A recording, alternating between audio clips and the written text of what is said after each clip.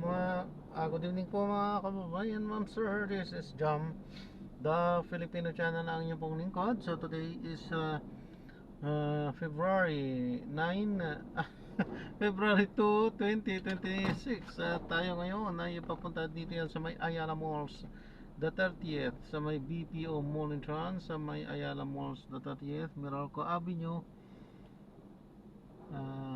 Meralco Avenue, Pasig po ito. Ugong Pasig, at dadalhin po natin yan sa may Salcedo Sky Suite sa may HB de la Costa Street, Bel Air, Makati po yan. Okay, magbabalik po tayo mamayang unti po pag nakuha na po natin sila. Disclaimer lamang po, ang content po natin ay kalsada at hindi ang passenger. Kaya ka naman, sakali naman po na may marinig kayo mga pangalan ng lugar, pangalan ng tao,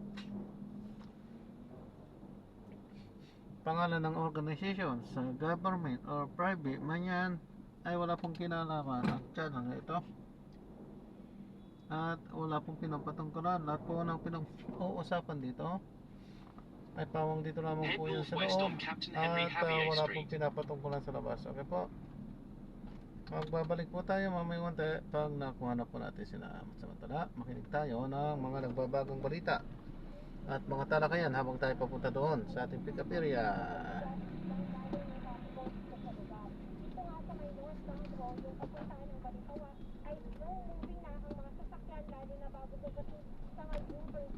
Kasabay pa niya yung mga sasakyang palabas ng mall. Sa Davao naman, ngayon papuntang Cubao, ay light to moderate ang lagay ng traffic. Balik sa'yo, Alvin. Maraming salamat, Easy Lee. Ay inapat na po na ang bilang ng mga nasawi sa paglubog ng pampasaherong barko sa dagat Daghaji, Usaman, Manila. Aabot naman sa 3,000 ang dumalo sa pagsilong sa Ulong-Sulu bilang suporta sa mga pamilya ng mga biktima. Nagpapatrol, Winnie Casimiro. Sa ikatlong araw nang mangyari ang trahedya sa karagatan ng Balibalog sa Usaman, Manila. Dalawa pang bangkay ang naroon sa nagpapatuloy ng search and rescue operation. Sa tala ng PCC, 42 na ang nasawi sa paglubog ng Ebenezer Shepherd Street. 360 pa rin ang bilang ng mga nasawi sa trahedya.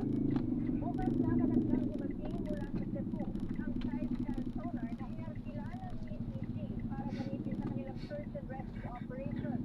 Kaya umano nitong mag-record ng sound waves at high-resolution movie images para matulis ang kanilang paghahanap sa Ebenezer Shepherd Street. Tutulog din ang mga fishing vessel ng Haji Usaman na may mga sonar equipment. Dinipensahan naman ni Mayor Arcina Nano ang Philippine Coast Guard sa gitna ng mga bandidos na natatanggap ng ahensya. Laki po ng karagatan din natin dito sa Palu-Palu. Kailangan po natin ng pasensya. Nangako naman ang DOTR na mananagot ang sinumang nagpabaya sa insidente.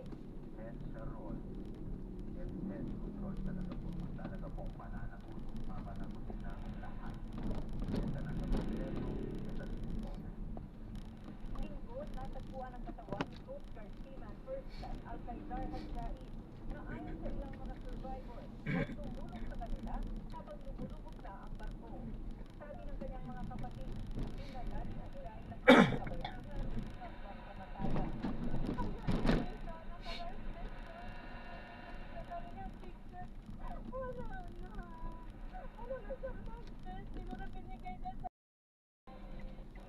Nagpunta ang mga tauhan ng National Bureau of Investigation sa condominium ng aktres na si Rian Ramos sa Makati City para humiling ng CCTV footage.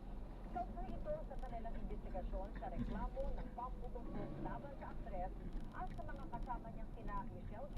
at Sam Pangilio. Nagpapatrol, Gian Ambrosio.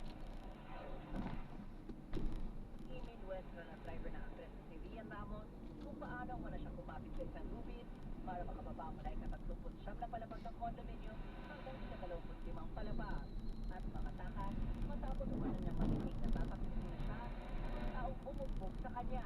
Nagkain na reklamo sa NBI si Alias Totoy laban sa beauty queen na si Michelle D, actress na si Rian Ramos at Pasilio dahil naman ay pagsigulpi at pag-order umano sa kanya. Hanggang ngayon, takot pa rin umano si Totoy. Maalis sila. May kaya sila. May tulis sila. Walang kumagawa. Mahirap lang ako. Sa kanyang salaysay sa NBI, sinabi ni Totoy na noong January 17 ay sinimula naman na siyang pupugin ni Michelle D. Dahil sa paratang naninakaw niya ang isang film na nagkakahalaga ng 30 milyong piso. Ayon pa kay Totoy, ikinulong siya sa kondo mula Enero 17 hanggang 19. Nang tangkay niyang tumakas noong January 19, doon na siya hinuli at sinala sa isang police station at kinulong ng 3 araw. Pero isinasura ng mister niya sa Makati ang reklamong qualified theft laban kay Totoy. Kaya siya nakalaya at nagpupok na sa NBI. Hindi na siya ang parang may pagtayin at masuwin noong January 17 paano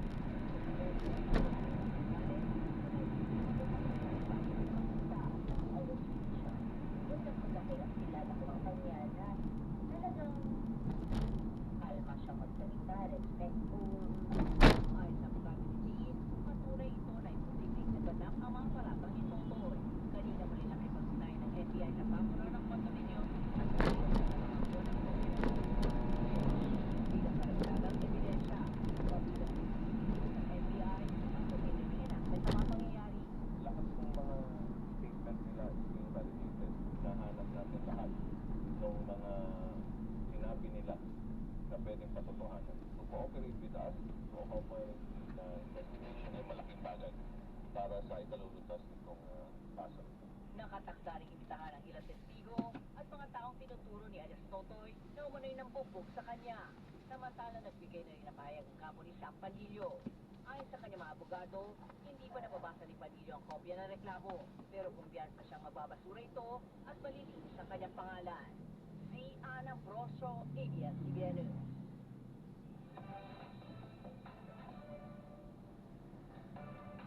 Pumani ng standing ovation ang itinuring na biggest night sa larangan ng musika ang 68th Grammy Award.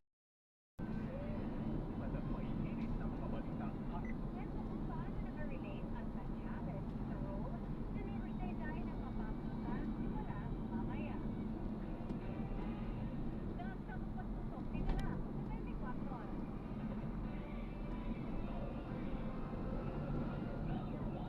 Ito, si Manny Marquez. Basta balitang-balita, total biyan. Kaya naman, number 1 tayo ang puso sa buong taon ng 2025 at ngayong 2026. Super Radio, DZWB, balitang-balita pa rin tayo. Hindi makapuli, hindi makikilan.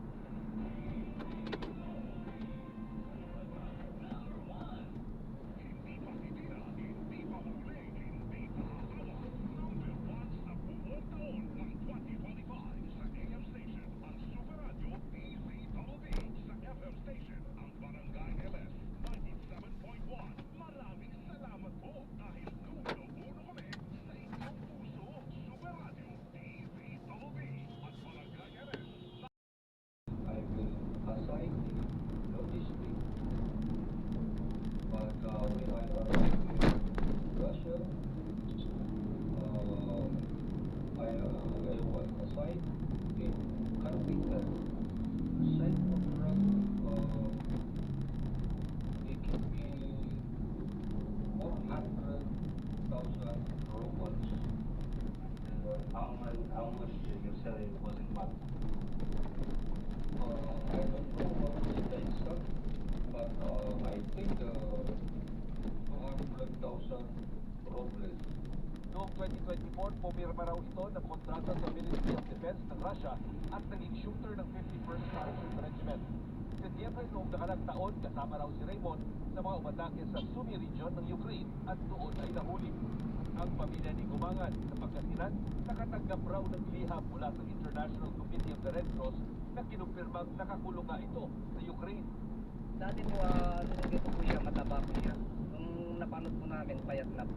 halos hindi nila makilala. Ayon sa kanyang pamilya, dating security agent si Gumangan dito sa Pilipinas at nag-apply online bilang logistics personnel.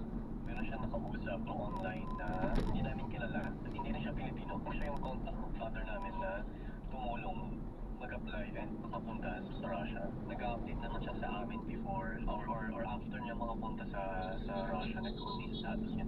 Dalawang option nila doon. So, una is logistics or dun sa tutulong sa military.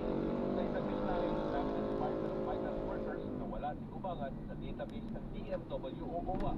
Makikipag-ugnayan raw ang ahensya sa Department of Foreign Affairs para malaman kung paano nakaalis ng bansa si Gumangan at kung paano ito ligtas na may babalik sa bansa. Noong nakarang linggo lang, inipulat ng military intelligence ng Ukraine may isa pang Pilipinong mercenary na napatay naman sa enkwentro ng Russia at Ukraine. Para sa GMA Integrated News, Chino Castro nakatutok, 24 oras.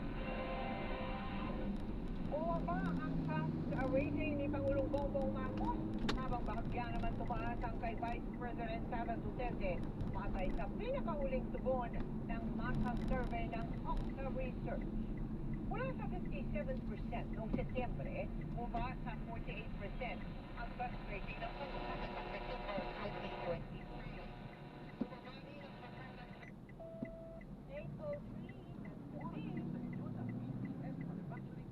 Sa 51%. Bahagya naman tumaas sa 53% nitong Disyembre ang health rating ni Vice President mula sa 51% noong September. Habang mula sa 49%, tumaas sa 54% ang performance rating ni Duterte. Isinagawa ang survey noong December 16 at 20, 2025. 13,200 respondents, iba't 18 pataas. Kaya ito margin of error na plus minus 8%.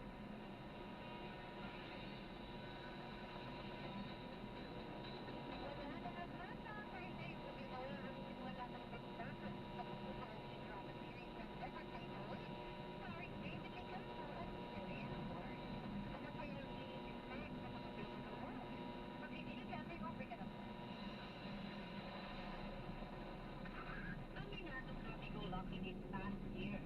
Kaya isang bago at goal-oriented na David Licao Corao ang wino-workout ni Never Say Die Star ngayong 2026.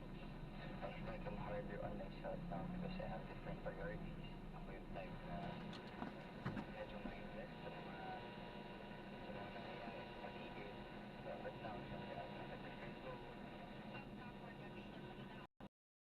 So, na-drop na natin sila. Maraming salamat po sa panonood. Hanggang sa muli.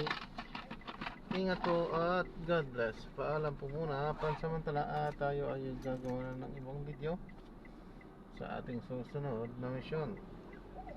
Paalam po muna pansamantala. So this is Jam pa rin, the Filipino channel ang inyong pong lingkod. Paalam po.